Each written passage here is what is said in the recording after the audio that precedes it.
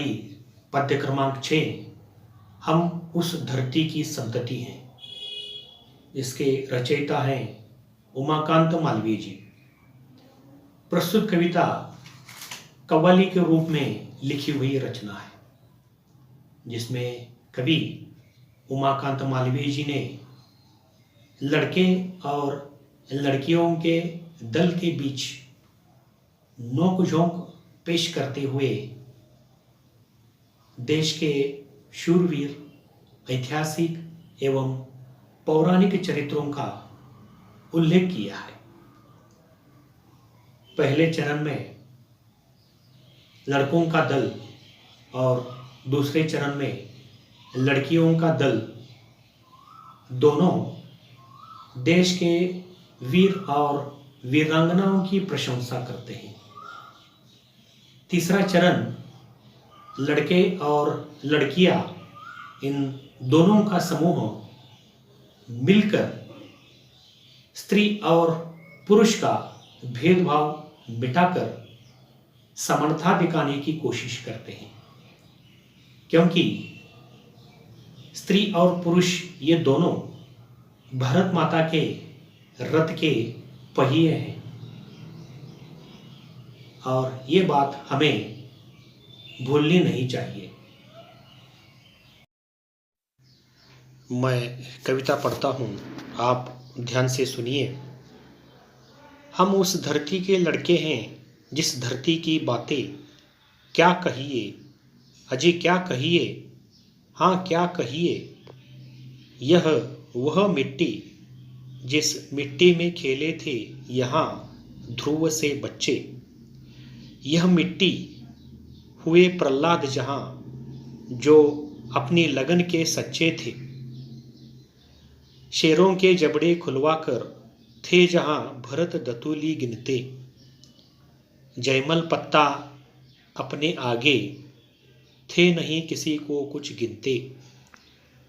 इस कारण हम तुमसे बढ़कर हम सबके आगे चुप रहिए, अजी चुप रहिए, हाँ चुप रहिए। हम उस धरती के लड़के हैं। अब इस पद का भावार्थ देखिए। हम उस धरती के लड़के हैं जिस धरती की बातें क्या कहिए, अजी क्या कहिए, हाँ क्या कहिए। मतलब हम उस धरती माता के लड़के हैं, अर्थात भारत माता के लड़के हैं, जिस धरती के बारे में जितना कहा जाए उतना कम है। यह वह मिट्टी जिस मिट्टी में खेले थे यहाँ ध्रुव से बच्चे, अर्थात यह वह मिट्टी है जिस मिट्टी में कभी ध्रुव जैसे निडर बालक खेले थे। ये ध्रुव कौन है? राजा उत्तानपाद और रानी सुनीति के पुत्र, वे एक महान विष्णु भक्त थे। आगे देखिए। यह मिट्टी हुए प्रहलाद जहाँ जो अपनी लगन के सच्चे थे, अर्थात इस धरती पर भक्त प्रहलाद जैसे बालक का जन्म हुआ, जिसके भक्ति के कारण ईश्वर को भी इस धरती पर नरसिंह अवतार लेकर आना पड़ा। आगे देखिए। शेरों के जबड़े खुलवाकर थे जहाँ भरत दतूली गिनते, अर्थात इस भारत देश में भरत जैसे पराक्रमी राजा पैदा हुए, जो शेर का जबड़ा खुलवाकर उसके दांत गिनने का साहस और हिम्मत रखते थे। ये भरत राजा कौन थे? राजा दुष्यंत और शकुंतला के पुत्र, इनके ही नाम पर हमारे देश का नाम भारत पड़ा है। आगे सुनिए। जयमल पत्ता अपने आगे थे नहीं किसी को कुछ गिनते।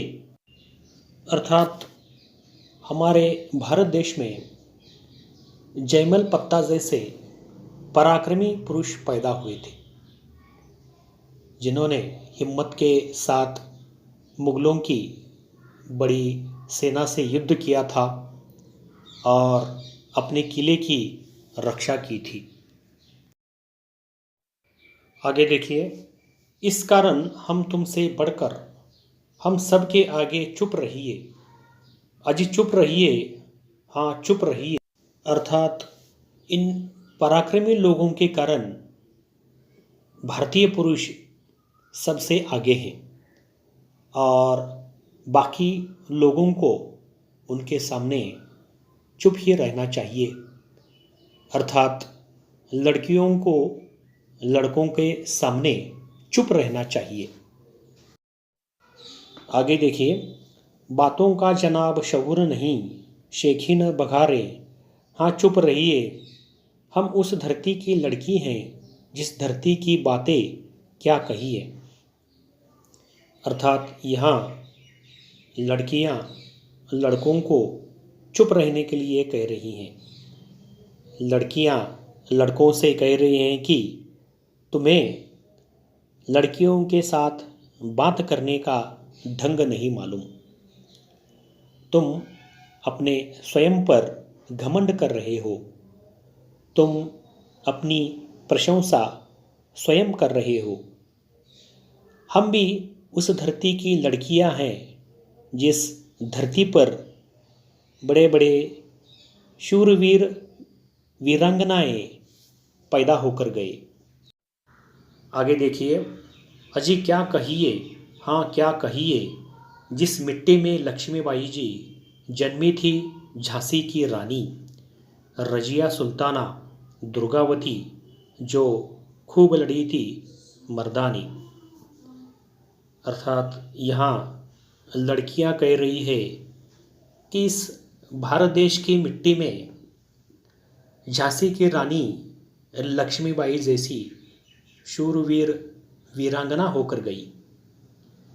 रजिया सुल्ताना दुर्गावती आदि शूरवीर वीरांगनाओं ने दुश्मनों को लोहे के चने चबवाए थे। अब आगे सुनिए, जन्मी थी बीबी चांद जहां, पद्मिनी के जौहर की ज्वाला, सीता सावित्री की धरती, जन्मी ऐसी ऐसी बाला। अर्थात इस धरती पर चांद बीबी जैसे वीरांगना का जन्म हुआ। ये चांद बीबी कौन थी? यह एक अहमदनगर राज परिवार की गुनी और बहादुर स्त्री थी और इसी धरती पर रानी पद्मावती के जौहर की ज्वाला जली थी। पद्मावती कौन थी? चित्तौड़गढ़ के राजा रतन सिंह की पत्नी थी और अंत में उसने किले में जौहर किया था। जौहर का अर्थ है कि राजस्थान में प्राचीन समय में एक प्रथा थी जिसमें स्त्रियां अपने स्वाभिमान के रक्षा के लिए अग्नि में प्रवेश करके अपने प्राणों की आहुति दे देती थी। सीता सावित्री की धरती, जन्मी ऐसी ऐसी बाला। अर्थात यह धरती सीता और सावित्री जैसी दिव्य नारियों ने इस धरती पर जन्म लिया था। अगर डींग जनाब उड़ाएंगे तो मजबूर न ताने सहिए, ताने सहिए, ताने सहिए, हम उस धरती की लड़की हैं। यहाँ डींग मारना का अर्थ है बड़ी बड़ी बातें करना। लड़कियाँ लड़कों से कह रही है कि यदि तुम बड़े बड़े बातें कहोगे तो हम लड़कियों के ताने सुनने के लिए तैयार हो जाओ।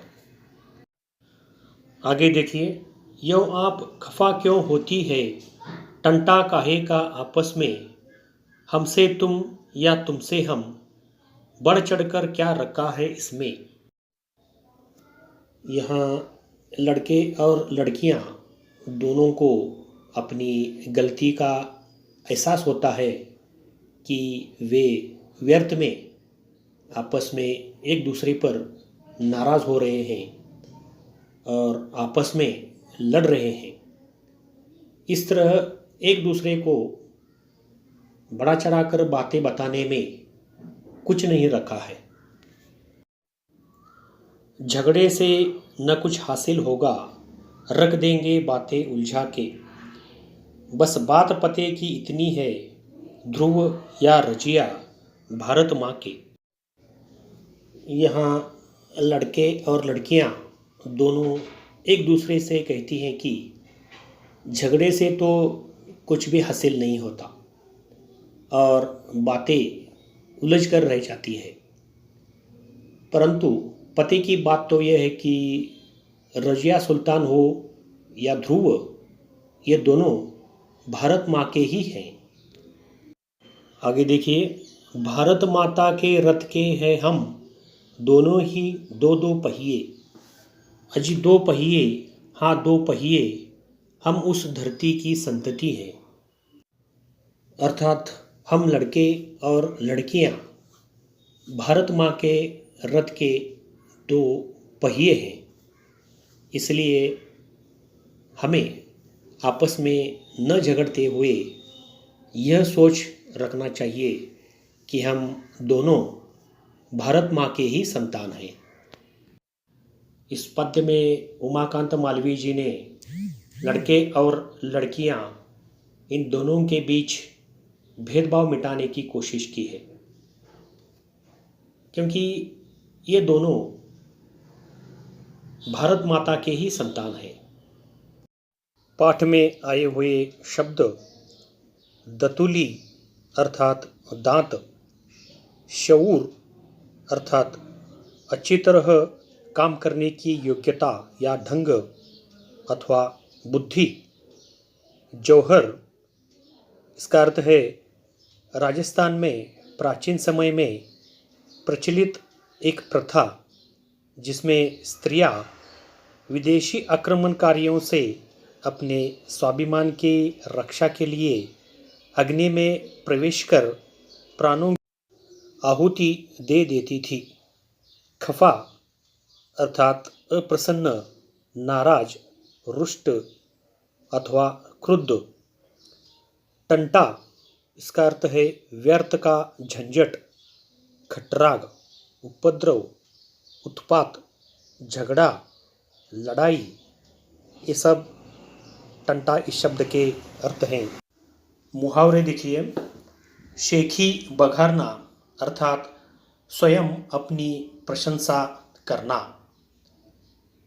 डींग मारना अर्थात बड़ी बड़ी बातें करना। अपनी विशेषताओं के आधार पर पहचानिए।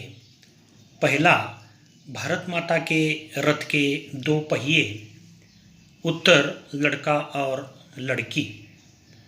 दूसरा, खूब लड़ने वाली मर्दानी, झांसी की रानी लक्ष्मीबाई, रजिया सुल्तान और रानी दुर्गावती।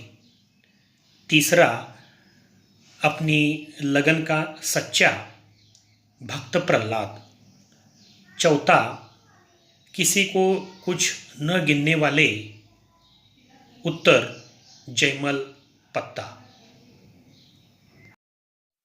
प्रश्न क्रमांक तीसरा, सही गलत पहचान कर गलत वाक्य को सही करके वाक्य पुनः लिखिए।